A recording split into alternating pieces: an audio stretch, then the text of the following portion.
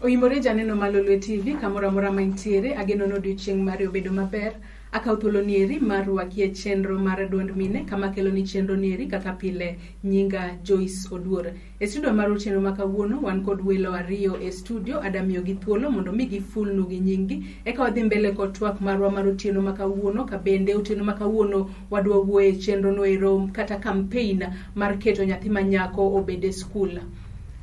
Inyalo nyisowa nyingi ka wachako kodi? Oimre urujo winjo gi joneno. An nyinga iluongo ni Tracy Oloo. Ae migao ma ok mar sirkal miluongo ni Women Volunteers for Peace. Erokamano machiegni. Erokamano urujo winjo. Erokamano Joyce gi tim kuom miyo wabet kaka wuono. An nyinga Adhiambo Grace. Kendo atiyo gi migao miluongo ni Women Volunteers for Peace. An e head mar campaign miluongo ni Keep a Girl in School campaign. Akawa chako chenro ma otieno ma kawuono wacho ni wuok e migao no ero mar Women Volunteers for Peace. Unyalo nyisowa ni migao ni eri en marang'o kata otimo ang'o e boma ma Kisumu kaendi? Kwa chako kodi Tracy. Migao mar Women Volunteers for Peace ochung'e weche mag kwe. Mano e gima watimo mostly Kisumu East, Central, West, yani Kisumu te nyaka Nyakach. Koro walando peace, weche mag kwe, walando weche mag yani mental health, SRHR, gi kaka inyalo bete environment ni. Ka okichido environment, mana kamano. Kanti giminya gombo medo? Migao ni nochakore higa ariyo mokalo, kendo watan 2 years, 2 days in the next few days. Koro omiyo en migao ma being led gi young women and girls. Mane gima stand out about organization ni en led by young women and girls, but ingawatimo en issues mag sexual, reproductive and health and rights, gi peace and security issues, because ungeni Kisumu en kuma tulo ng'enye. Omiyo ka mine matindo gi nyiri matindo be nyabiro to keto duond gi together to wacho ni wanodwa peace Kisumu, en gima ber kendo mane gima watimo. Ato sani endi uchako campaign mar Keep a Girl in School campaign. Inyalo nyisowa ni campaign ni eri mare maduong' en mar timo ang'o e boma ma Kisumu kod alwora mare? Erokamano. Keep a Girl in School campaign nochakore higani dwe mar 6 tarik 15. Kendo en campaign moko bira ni koro wachakuru campaign. En gima nochakore ka corona chakore last year, about dwe mar 3 kanyo ka nyiri ne ni dala, because now school no wachne ji ni odog dala. Kendo sirikal noloro school to nyithindo manyiri ne ni dala. Omiyo weche mang'eny ne winjore makata una ng'eni cases go winjo kendo lando manyiri ka nigi dala to issues mar sexual gender based violence, rape cases, teenage pregnancy ne ng'eny kabisa. Koro wan kaka migao ne wachako dhi rural setup gi slum areas kacha to wachako wuoyo gi nyiri one on one, wanyiso gi ni shida mane maungo.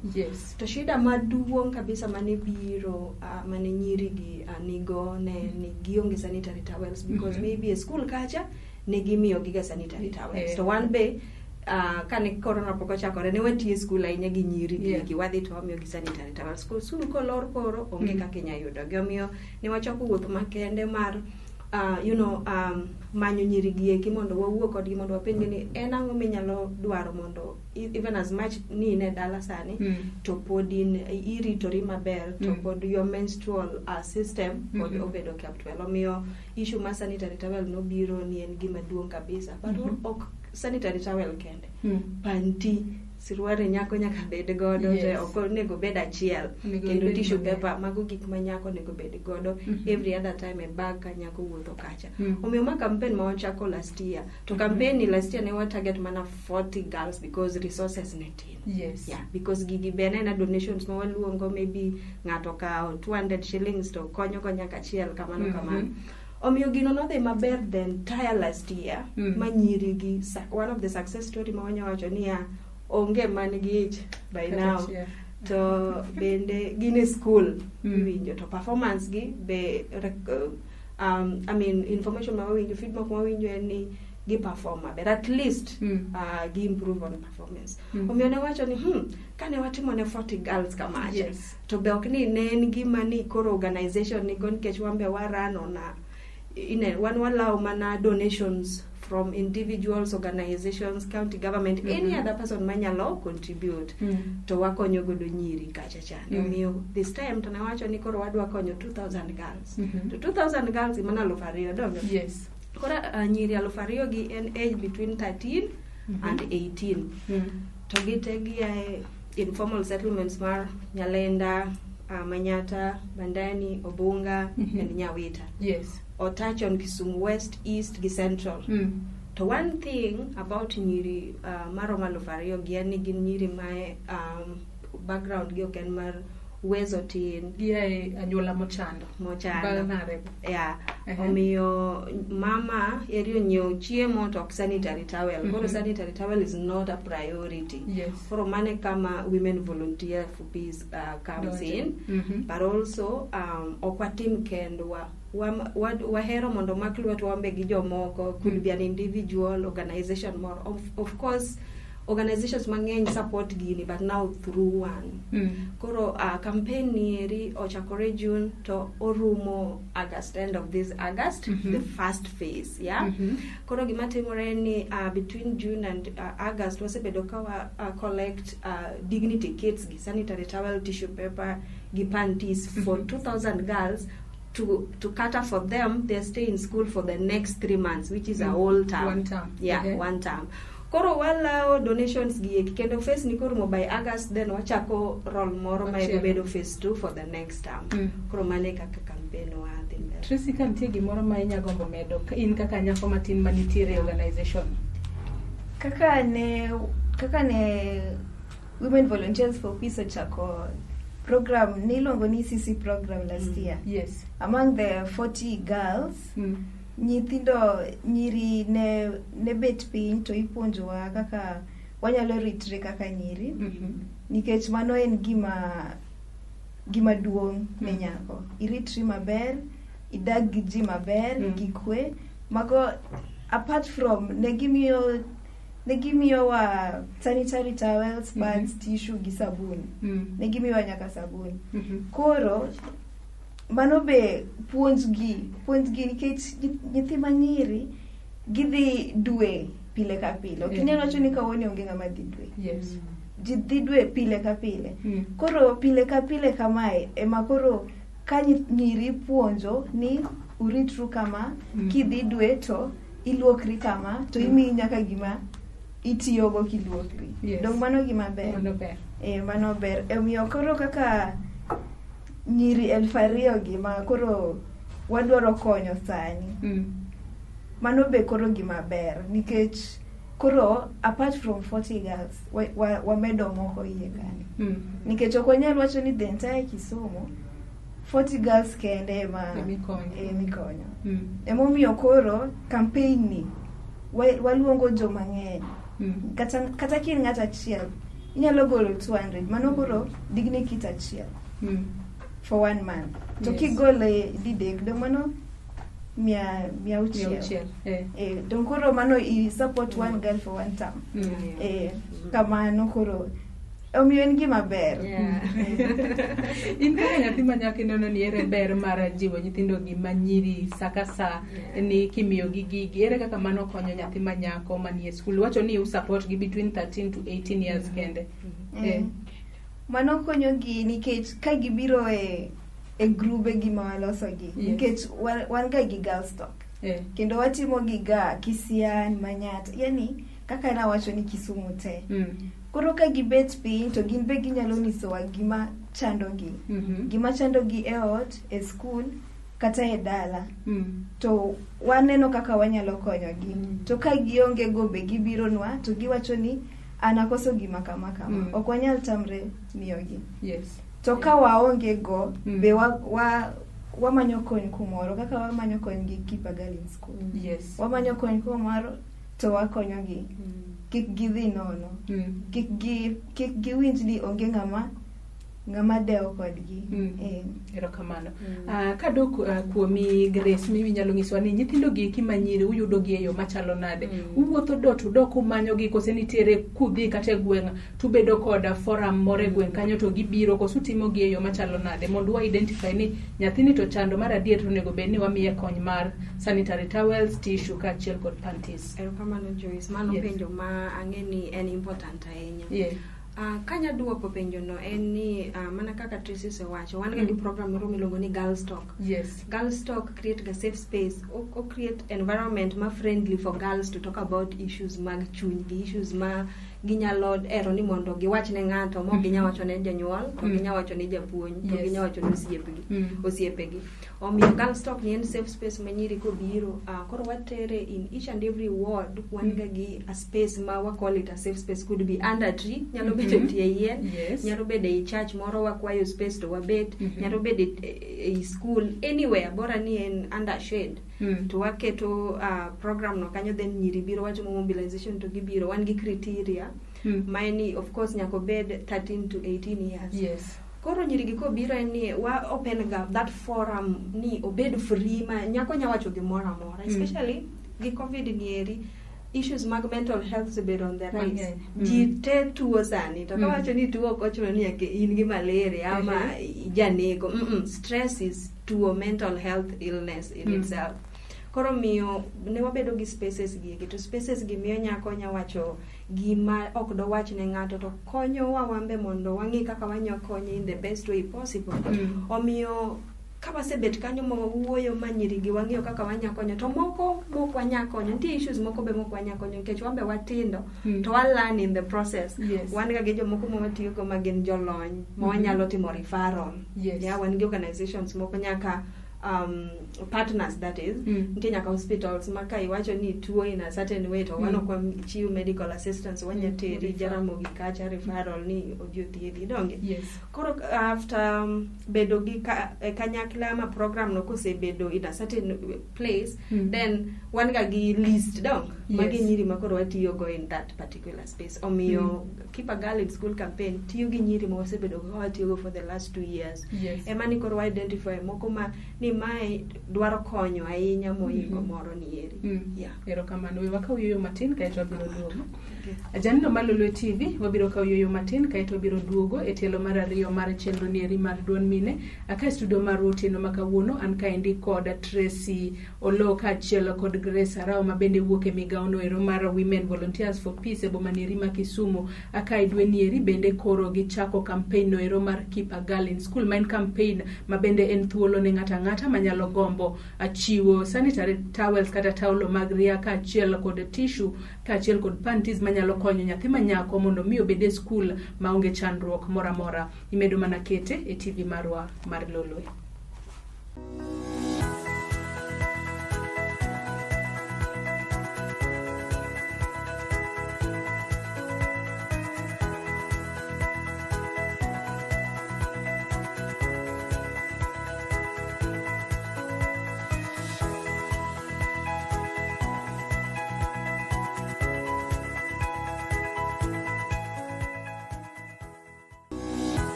Machiegni kendo e tielo mar ariyo kata e kwang mar ariyo mar chenro ni eri mar Duond Mine kama kelo ni chenro ni eri nyinga Joyce Oduor.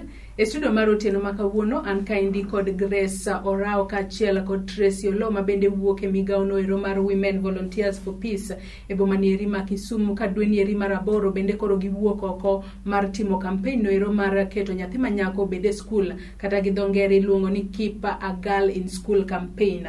Akawa dhi mbele kod chenro ni eri ka wachako kodi Tracy, inyalo nyisowa ni in kaka nyathi manyako matin manitiere e migaono ero, ere kaka migaoni eri osekonyi, any success story minyalo wacho ni sebedo godo nyaka ne donje migaoni eri mar Women Volunteers for Peace? Anyalo wacho ni Women Volunteers for Peace omiya thuolo mang'eny, anyalo yudo trainings mang'eny kadhi newach kwe, newach mental health.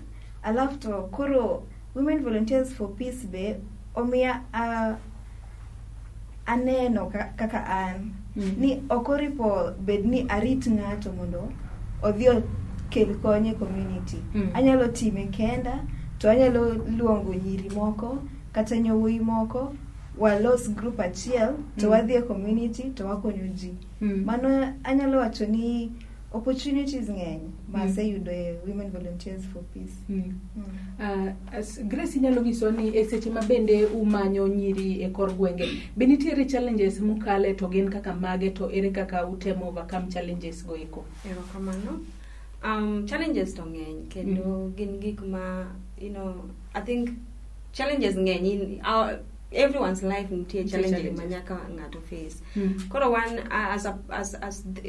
when it comes to this program, kataka challenge my organization face, anyone pesa tin mar support. Yes. Omenda onge ma nikech dawa her ni wakony ji 10,000 nyiri 10,000 kata 5,000. But nikech pesa tin to be kony be gisani COVID odio ji. Ng'ato ng'iyo chiemo rather than sanitary towels kata gik manya konyo nyako during menstruation. Omiyo omenda tin kendo support ma wayudo kata ka wayude kamano to pod tin compared to kane corona pok obiro. Yes. Challenge moro en ni kaka nyiri matindo matiye community, safety and is really key. Iluongo ni awacho ni safety, don't you? Yes. Yeah, because you with the community kata seche moko iwuotho bunga tiluchori kama idhi manyo a particular girl mondi wuogo kaka wane gi monthly follow ups kodgi. To nitie areas moko ma ok gin safe ne nyako, miyo inyalawaga seche moko. Inyalawaga seche moko, to seche moko bende nitie mana places moko wanya chope because safety begins with me. Kapok anyisi ni in mondo ensure ni in gi in safe. Omiyo issues safety is very key to en gima wasebedo ka struggle go because when nyiri matindo to be you know, ingi kaka society be okaw nyiri matindo ni gin weak. Yes. Omiyo en gima be watemo fight because ok wan weak kako ji wacho no donge. Emomiyo wanyalo timo gik moko kaka watimo sani gi wakonyo nyiri wetewa. Kata nyiri kende ka wakonyo nyako to wakonyo the whole society, nyaka jowuoyi okony. Challenge moro manya wacho kendo en ni you know, one organization ma is still growing, omiyo wadwaro a lot of mentorship. Dongi kata an gi mentor na momako lwete in a certain way kendo puonja ni nini kata en omako lwete, en bo mako lwete nyako moro, nyako no bo mako lwete. So it's a chain of mentorship ma wa create a community. To gima dwarore koro en ni we need more mentors, especially women moko ma women leaders mani community nego medni come out, nego go wuog oko kendo gimak lwet nyiri e society ma wan go ni, because koki mako lwet nyako to onyalal to mano en adier. Mentorship en gima very key in our society today. Ato any success story munyalo wacho kata mar nyaka chiel ma usemako lwete ma kokadhe campaign mar Keep a Girl in School ma nyaka sani kung'iyo kumuntiere wacho ni ng'ane chato wane momako lwete momiyo sani en ng'ama intiere sani? Very true. One living proof ka Tracy is one of our beneficiaries. Kendo kana wachako kode nen somebody who I must say ni confidence ne was low. She can attest to that. Kendo you know kaka nyiri nitie gik mang'eny monego ben ni ipuonjori, to ng'ato koko mako lweto nyisi ni kamae kako onego ben ni timo gimoro, kamae kako onego ben ni timo gimoro, to kinyal ng'eyo. Miyo and one of the people ma one proud of very much because sani odonjo organization to ken mana volunteer and our communications officer. Ineno kidhi Facebook kacha odhi wacho English maber ene mo post gigo eko kendo otimo tich maber in regards to making the organization visibility mondo bed malo. To ok en Tracy kende. Tracy is just one. There's so many of them. One of them moro bilongo na Aweno is 16 years ene form 4 Kanyametha. Aweno en nyako ma okoling en kitimo ne gima rach to ng'eni it is wrong to dhi nyisi kati nyaduong ng'ama jaduong kati nyathi matin odhi nyisi. You see that voice ineno duonde no is very important for us because nyiso ni ok inyal repe, ok inyal nyise gima rach, ama ok inyal ningo ne wangi in a certain way ni dwa timo ni gimoro moko ero to lingo nyaka odhi okweri. And mane kaka nyiri masani onego bed ni you know mane kako nego bed ni gitimo, because kiling to gino dhi inyi kendi, to kaka ishare gi ng'ato be odhi. So one get so many girls mo wasebedo ka mentor. So let me tell you, one very proud of the girls we've mentored, because gin jok ma take space in society. Gin jok ma as much as ni moko kti kodwa, to gin jok ma sechako community initiatives piny kachicha. Gitimo gimoro, wan ginyiso mana ni hey, wan gi plan ni watimo gini on Saturday, inya konyowa gi gini. To ka nitie to wachiwo gi. Omiyo mane community ma wadaneno manyiri duondgi gitiyogo as a tool to fight for their rights and also for their self development. Nitie giminya gombo medo in kaka a living proof. Anyalo mana wacho ni erokamano nikech adongo kaka nyako Women Volunteers for Peace. Grace, benitiere jogo ma be partners moko minyalo gombo wacho, kata benitiere kaka sir moro amora muyudo ponono kowuok e county government ma Kisumu kata e migao mamoko ma bende konyo kod campaign kata chenro nieri ma bende uchako? Erokamano. Partners ng'eny kendo I wish ni nanya bedo gi 2 hours mar luongo ng'ato ka ng'ato because an kod gi e wiya. But daher kao thuolo ni mar gone county government erokamano maduong' because kane wachako gini eri to ne wan gi ideas mang'eny kaka watim, to we also needed an approval, like approval letter ni gini timore Kisumu mondo kik beda ni en ng'ata matimo to county government ong'eyo. Omiyo kane walimo gi to ne girwako maber kendo ginyisowa ni ma en gima ber, dhiuru mbele, kendo gimiyowa logo mondo watigo, gimiyowa signature mondo watigo. Omiyo letters ma wasebedo ka wachiwo ne organizations moko mondo konywa, wakwayogo kony, gin gi acknowledgement from the county government. Koro ago erokamano. But ok mano kende gima negichiwo, gimbe negitimo donations through the deputy governor Dr. Kowili. Negi donate 5,000 reusable sanitary towels last week. Daher kendo go erokamano ne Plan International, gisebedo ka gitiyo gi nyiri matindo gi mine matindo, miyo gimbe gimiyowa some little donations when it comes to sanitary towels. Tinada organizations gilosonwa banda mar campaign. Peperusha Binti, Kisumu Progressive Youth, Sita Arusha Mai campaign, Siasa Place from Nairobi, gikonyowa kendo deliver their donations today, Power 254, and then Temika Mulungoni Youth Serving Organization, and network masav ma all the youth organizations near Boete. Omiyo gimbe gikonyowa kendo gimiwa visibility maber.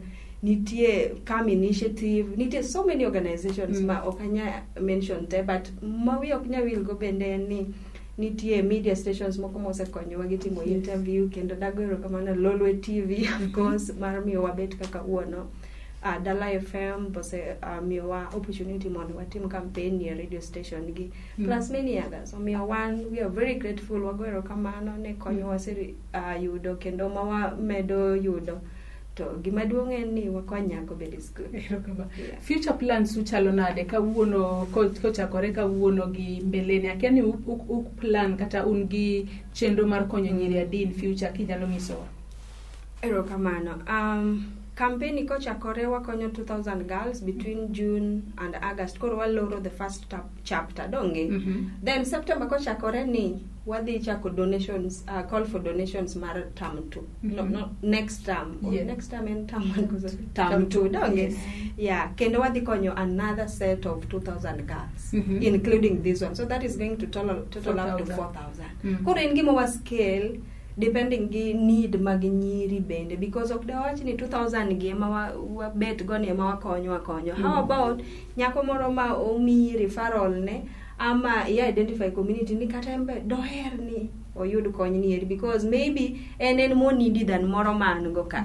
Omiyo kanitie nyako mane community kacha madier mondo bed part of the program, please also miwa godo mondo wangi kaka wanyakonye. But mano it means ni we are calling for more donations mondo wakony nyiri mang'eny. Koro future plan wa en ni ok wadwa konyo mana nyiri 2,000 gi, wadwa ni mondo wamed namba mondo bed malo.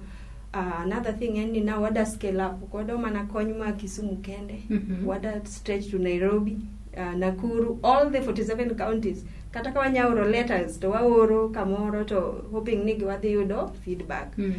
En gima be wakwayo jowinjo gi ng'ata inyalo bedo an individual to in gi 100 moro ama 50 shillings moro inyadiro e mchanga account ma en a system ma en transparent ma ji konyo godo. Another future plan en ni now wada kelo program moro be e EMI miluongo ni mental health. Koro en ni wada miyo nyiri psychosocial support, nyiri ma maybe gin survivors mag gender based violence. Or you don't have to be a survivor, but isebedo chunyi osegore at some point nikech gik moro matimore, corona ama school issues. Koro en gima wadwa enroll to en pro bono, we are not charging also. Koro mai biro nikech okdi mi mana nyako sanitary towel kende. Penje ni enango kendo mi jadwaro mondo ka nitie to wamiye, ama ka waonge godo to wamanyo ng'ama ni godo to miye. Koro mental health or psychosocial support en gima ng'ato ka ng'ato dwaro sani.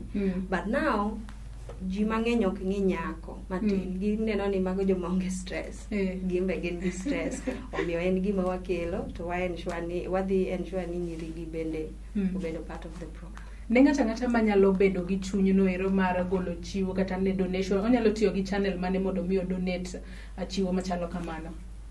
Wan gi mchanga account ma pay bill ne en 481,700. Alafu to account number en 48. Wan gi mchanga account ma pay bill ne en 891,300 to account number en 481,700.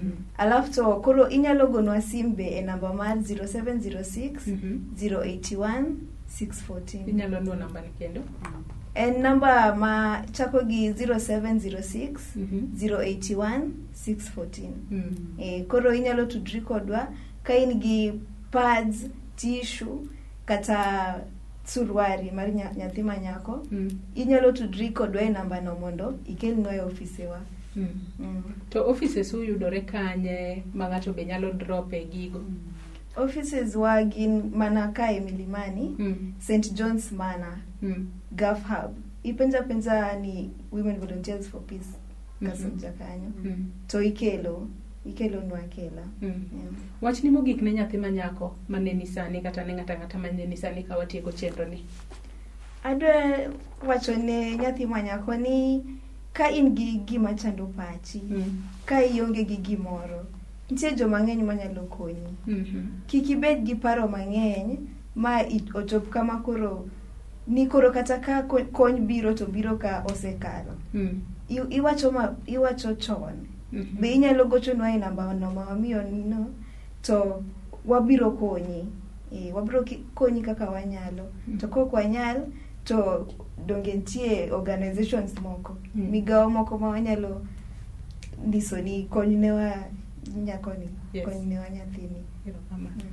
Grace, wach ni mogik ka watieko. An mara en ni agoero kamano maduong' ne partners mosebedo on board e campaign ni, tok mana mar campaign kende programs waduto, because adier makende ni programs mabedo ni bedo ran gi nyiri matindo ok ji mang'eny support ga, nikech ji wacho ni gionge skills moromo, gionge gik mang'eny, nitie kaka a lot of negativity mabiro. But e Kisumu kae da wach ni support osebedo maber kabisa, kendo nitie kaka wa mingle within the community gi partners ma watiyo godo gin jok ma gin ga willing to mentor us. To kadhi gi campaign ni da wach ni campaign dhi maber kabisa, to daher goero kamano again ne of course Lolwe TV, county government gi partners duto mosebedo ka konyo e campaign ni kendo ma plan mondo konywa. To wach na mogik en ni kikonyo nyako ti konyo community te. omiyo wakonyoro nyiri. Erokamano. Erokamano. Janeno mar Lolwe TV gi kanye mwachopo godo e giko mar chenro mar duond mine mabende ne waikoni e Lolwe TV otieno ma kawuono. Akana an kaendi kod Grace Orao kaachiel kod Tracy Oloo mabende wuok e migawo noero mar Women Volunteers for Peace e bomanieri ma Kisumu, ka bende gitimo chenro noero mar keto nyathi manyako bede skul kata keeping a girl in school campaign, mabende en chenro noero ma ng'ata oyawne thuolo mar chiwo taulo goeko mag ria kata sanitary towels kaachiel kod tissue kaachiel kod sirweche goeko mabende inyalo ti godo e konyo godo nyathi manyako mondo mi obede skul. Mana ka bende isewinjo ka Grace owacho kanyo ni konyo nyathi manyako tikonyo gweng' te. Waduto wawuog oko mondo mi wamak lwet nyithindo goeko manyiri mondo mi ngimagi ma mbele obed maber. Nyaka kendo warome chenro machielo, oriti masani, nyinga Joyce Oluor.